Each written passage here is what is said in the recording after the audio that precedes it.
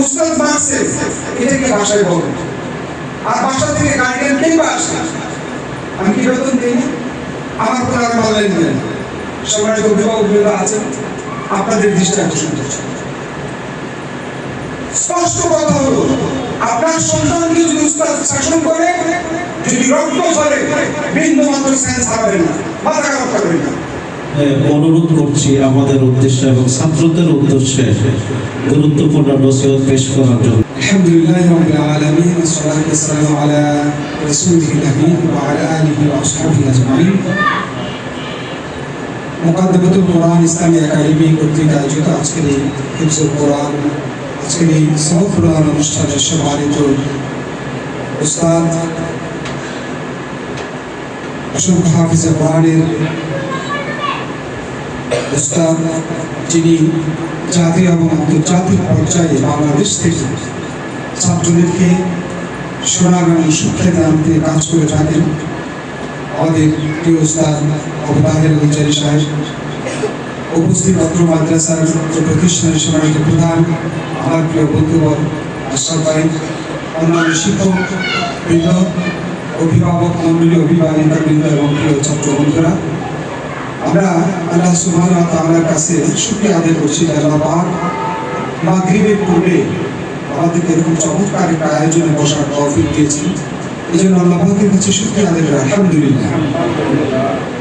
তোমরা যারা ভালোভাবে এই তাসবিহটা বলো নাই, আমি বলবো একটু মন খুলে বলো তো আলহামদুলিল্লাহ। খুব বেশি কথা বলবো না, আমাকে আশরাফ ভাই যেভাবে বলেছেন আসলে সেই ধরনের কিছু বলার আমি ওই ধরনের ব্যক্তি নই। তবে আমি মনে করি দীর্ঘ প্রায় 20 বছর যাবৎ তানজিমুল উলামায় কাজ করার ফলে যে কিছু অভিজ্ঞতা হয়েছে, আমি সেইগুলো একটু শেয়ার করতে চাই। প্রথমেই বলতে চাই যে আমাদের শুরুতেই মুনতাসির বিল্লাহ যে রাত উপস্থাপন করেছে, আমি মনে করি ইতিমধ্যেই মুকাদ্দামাতুল কোরআন জাতীয় এবং আন্তর্জাতিক পর্যায়ে তাদের কৃতিত্বের স্বাক্ষর রাখতে সক্ষম হয়েছে এবং মুনতাসির প্রমাণ করেছে মুকাদ্দামাতুল কোরআন বাংলাদেশ না বিশ্বে তাদের কেরাতের মাধ্যমে, তাদের তেলাওয়াতের মাধ্যমে, তাদের হিফজের মাধ্যমে কৃতিত্বের স্বাক্ষর রাখতে সক্ষম, আলহামদুলিল্লাহ। আমি বলবো যে তোমরা ধন্য, এমন একজন উস্তাদ আছেন যিনি নিজে প্রত্যেকটা বাচ্চা পড়াশোনেন। এটা আমরা যারা তানজিমুল উলামায় আছি আমরা অনেকেই পারি না, এত ব্যস্ততা থাকে। কিন্তু তাহের কাছে যখন শুনি উনি সব চেষ্টা করেন প্রত্যেকটা বাচ্চা তেলাওয়াত শোনার জন্য, নিজে বাচ্চাদেরকে সময় নিজে তৈরি করার চেষ্টা করেন। এটা বিশাল একটা ব্যাপার এবং এই জন্যই এই ছাত্রগুলো তৈরি হয়েছে। আমি প্রিয় ছাত্র বন্ধুরা তোমাদেরকে মাত্র 3টা কথা বলবো, তোমরা কি মনে রাখতে পারবা? যে ভালো করে মনে রাখতে হবে, আমি তাকে এখন পুরস্কার দিব। আমি দেখবো কে আগে ভাবতে চাই, আমি পারবো। 3টা কথার প্রথম কথা হলো, যদি ভালো মানে হাফেজ কোরআন হতে চাও এবং হিফজ করে জাতীয় এবং আন্তর্জাতিক পর্যায়ে নিজেকে সেই জায়গায় নিয়ে যেতে চাও, আমি তোমাদেরকে 3টা উপদেশ দেব। 1 নম্বর হলো, দুইজন মানুষের মধ্যে যদি কোনো সম্পর্ক তৈরি হয় তাহলে তাদেরকে কি বলা হবে বলতো? বন্ধু বলবে। চমৎকার আনসার। প্রথম কথা হলো আল্লাহ এবং তার কালামের সাথে বন্ধুত্বপূর্ণ সম্পর্ক তৈরি করতে হবে। 1 নম্বর কথা। আমি 3টা কথা বলবো। 1 নম্বর কথা হলো আল্লাহ তাআলা এবং তার কালামের সাথে বন্ধুত্বপূর্ণ সম্পর্ক তৈরি করতে হবে। মাঝে মাঝে কোরআন থেকে ছুঁয়ে, কোরআন থেকে বুকে জড়াই ধরে চুমকে যদি অনেক ভালো লাগতেছে, বুঝতে পারবে তার সাথে তোমার বন্ধুত্বপূর্ণ সম্পর্ক হয়েছে। কি পারবে না?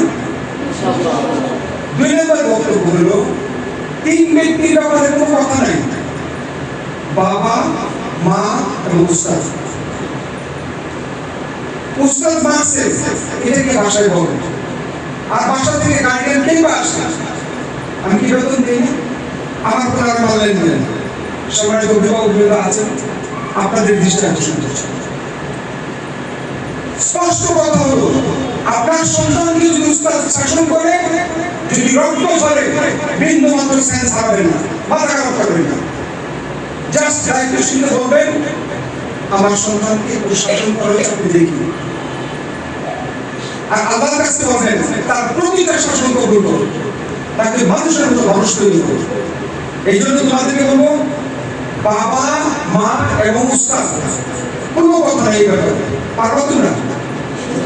এক নম্বর বক্তব্য আল্লাহ এবং তার কালামের সাথে বন্ধুত্বপূর্ণ সম্পর্ক তৈরি করো। 2 নম্বর কথা হলো বাবা মা এবং উস্তাদ এই 3 ব্যক্তির ব্যাপারে কোনো কথা নেই। এই 3 জন হলো তোমার মাথার মুকুট। মারছে, বকা দিছে, ধমক দিছে, কোনো কথা নেই, সবকিছু মেনে নিবা বিনা দ্বিধায় বিনা বাক্যে। সামিয়ানা শুনলাম ওয়াতানা ও মেনে নিবা, পারবা? এরপরে কথা হলো দুনিয়াবি অনেক কিছু আছে, এগুলো থেকে বেঁচে থাকার চেষ্টা করবা। অনেক সাহাবী ছিলেন, সামনে অনেক ভালো ভালো খাবার থাকতো, সাহাবীরা বলতেন আমি সেই সৌভাগ্যবান মানুষ যে নাকি তোমাকে না খেয়েও বেঁচে থাকতে পারি। খাবারকে লক্ষ্য করে বলতো সক্রেটিস, উনি বলতেন খুব ভালো ভালো দোকানের সামনে দিয়ে বলতেন এই চমৎকার জিনিস আমি তোমাকে ছাড়াও চলতে পারি। এখন তোমাদেরকে একটা জিনিস থেকে বিনা বাক্যে ওখান থেকে সরে এসে চলতে বলবো, সেটা হলো মোবাইল। পারবা? পারবা না, এটা কষ্ট। তোমার আব্বুর মোবাইলটা ধরো, তোমার আম্মুর মোবাইলটা ধরো, বাসায় গেলে গেমস খেলতে চাও। দুনিয়ায় অনেক কিছু থেকে বেঁচে থাকতে বলবো, একটা জিনিস জাস্ট বর্তমান সময়ে মোবাইল থেকে বিরত থাকো। তাহলে 3টা কথা বলবো, আমি আবার বলতেছি আল্লাহ এবং তার কালামের সাথে বন্ধুত্বপূর্ণ সম্পর্ক তৈরি করা। 2 নম্বর হলো বাবা মা এবং উস্তাদ, এই 3 জনের ব্যাপারে কোনো কথা চলবে না। 3 নম্বর হলো দুনিয়াবি কিছু জিনিস থেকে বেঁচে থাকা, আপাতত মোবাইল। এবার বলো কে বলতে হবে? প্রথমে তুমি হাত দিয়েছো, দাঁড়াও বলো দেখি।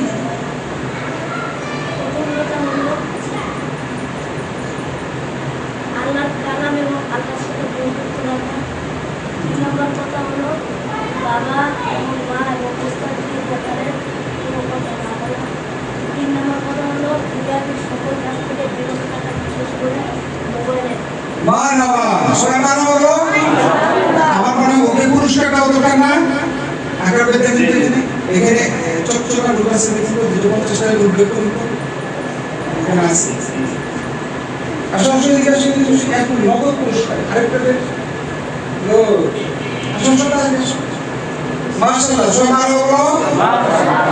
এই 3টা কথা মনে রাখতে হবে। যাও এবার সম্মানিত অভিভাবকদেরকে বলবো আপনার একটা জিনিস বাধা দিতে হবে। এই সন্তানটাকে যখন সারাদিন পড়াইয়া তাকে 15 পারা 20 পারা বা 30 পারা ইয়াদ করাছে অত্যন্ত কষ্ট করে তারপর, আর এই সন্তানটা ছোট্টটা যখন আপনার সন্তান আপনার ঘরে ফিরে যাবে আসার সময় সব ভুলে আসে, কারণ নামাজ পড়ে না, বাসায় ঠিক মতো মোবাইল চালায়, কথা শুনে না। আইসা আবার আপনি সুন্দর করে বলেন কথা শুনে না আমার পোলাটা, কিন্তু আপনারা বললে শুনে একটু বোঝায় বললেন তো। মায়েরা খুব সুন্দর করে বলে আমার কথা শুনে, নো এক্সকিউজ। এই ধরনের আপনাদের কোনো কথা আমরা শুনবো না। আমরা দেখতে চাই আপনি যে বিভাগে চান এই উস্তাদ আমার সন্তান থেকে মানুষ করেছে, আমরা দেখতে চাই আপনি আপনার সন্তান থেকে বাসায় মানুষ করেছেন, তার নামাজ নিশ্চিত করছেন, তার তেলাওয়াত নিশ্চিত করছেন, তার হাতের লেখাটা অন্তর্ভুক্তি নিশ্চিত করছেন। এই কাজগুলো আপনাদেরকে করতে হবে। আমি সম্মানিত অভিভাবকদের পর আমি উস্তাদদেরকে একটা কথা বলবো, যে বাবা মা এই সন্তানটাকে আপনার কাছে দিছে, যেদিন দিছে ওই দিন থেকে কিন্তু আপনাকে তার বাবা মা মনে করে। আমরা অনেক সময় জিদের বসে রাগের বসে পাল্লি রাখেন পল্লি রাখেন পরে আজকে মেয়েরা আমার মোকাই হয়, এই ধরনের মানসিকতা থেকে বেরিয়ে আসবে। কারণ রাসূল আকরাম সাল্লাল্লাহু আলাইহি ওয়াসাল্লাম পৃথিবীর সর্বশ্রেষ্ঠ শিক্ষক ছিলেন, তার আদর্শ কি ছিল, উনি কিভাবে সাহাবীদেরকে পড়াইতেন। যে শিক্ষা প্রতিষ্ঠান এই যে আসামে সুফারা যে পড়ালেখা করতেন, যে জায়গাটা দেখুন এই ঘরের সমানই প্রায় এতটুকু বড় একটা জায়গা, আর একটু বড় হতে পারে, সেখানে বসার জন্য হাজিরা কত চেষ্টা করে, অনেক কষ্ট করে এখন বসতে পারে। তো সেই শিক্ষক আমরা নবতী মিশন, যদি আমরা বলি যে আমরা নবতী মিশনে কাজ করতেছি, আমি আপনাদেরকে একটা কথা বলবো, এখানে আবু তাহের ভাই আছেন, তাহের ভাইকে যদি বাংলাদেশে এরকম অনেক হিফজ মাদ্রাসা আছে, উনি যদি শুধু বলেন যে ঠিক আছে আমি আপনার মাদ্রাসায় সময় দিব, ওনাকে লক্ষ টাকা দিয়ে কেনার মতো অনেক মানুষ আছে যে আমি আপনাকে এত লক্ষ টাকা দেবো, এত লক্ষ টাকা দেবো। কেন?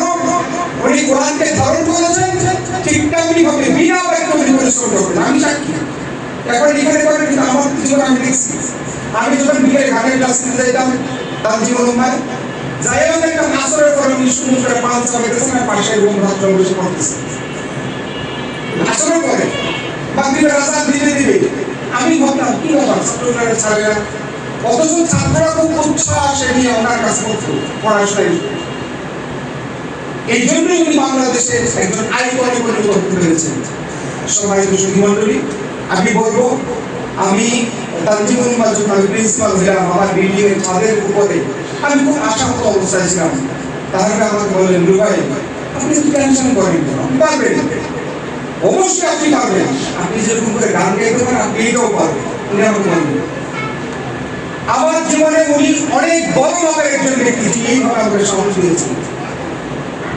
আজকে সেই প্রতিষ্ঠানে আমি আসছি, আমি দৃঢ়ভাবে বিশ্বাস করি তোমরা যারা আছো প্রত্যেকেই জাতীয় এবং আন্তর্জাতিক পর্যায়ে তোমরা হাফিজ কোরআন হিসেবে নিজেদের কৃতিত্বে সাক্ষ্য রাখতে সক্ষম হবে ইনশাআল্লাহ।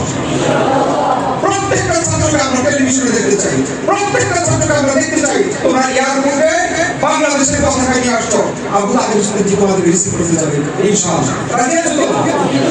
সবাইকে ধন্যবাদ। আল্লাহ রাব্বুল আলামিন আমাদের পড়াশোনাকে কবুল করুন। আখিরাতে সেই কঠিন দিনে এই সন্তানগুলো যেন আমাদের নাজাত দিতে পারে, সেই তৌফিক কামনা করে আমি আমার কথা শেষ করছি। আসসালামু আলাইকুম ওয়া রাহমাতুল্লাহি ওয়া বারাকাতুহু।